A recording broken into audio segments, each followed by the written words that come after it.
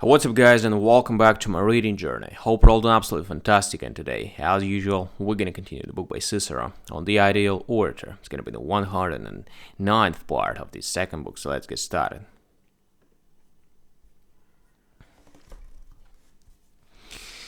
Individual virtues have specific duties and functions, and each virtue is owed its own proper praise. When praising justice, we will have to recount what the person we are praising has undertaken with loyalty, with a sense of fairness, or in accordance with some other moral duty of that kind. Likewise, in the other cases, we must bring his actions into agreement with the nature, meaning, and the name of each virtue. The most gratifying praise is merited by deeds that seems to have been undertaken by brave men without regard to advantages or rewards. Those that also involve labor and personal risk offer the richest possible material for praise, since they lend themselves to great embellishment, and people listen to them with most willing ears.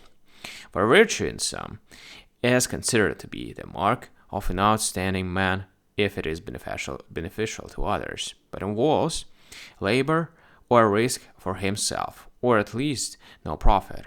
It is usually also considered great and admirable merit to have borne adversities wisely, not to have been crushed by fortune, and to have maintained one's dignity in difficult circumstances.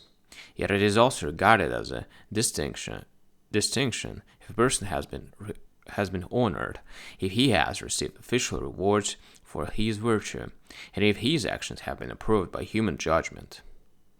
In the same way, it is likewise typical of flattery speeches to attribute success itself to the judgment of the immortal gods. The accomplishments we choose to speak about ought to be either outstanding in importance or unprecedented in their novelty or unique by their very nature. For petty and usual or commonplace ones are not considered worthy of admiration or even of any praise at all. Comparison with other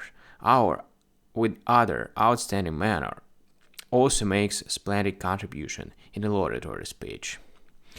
I have chosen to speak about this genre at a little more length than I had led you to expect. I have done so not so much because of the usual practice in the forum, which is the subject I have been talking about constantly, but in order to make you see that if laudatory speeches belong to the orator's duties, which no one denies, and knowledge of all the virtues without which the comparison of laudatory speeches is impossible, is essential for the orator.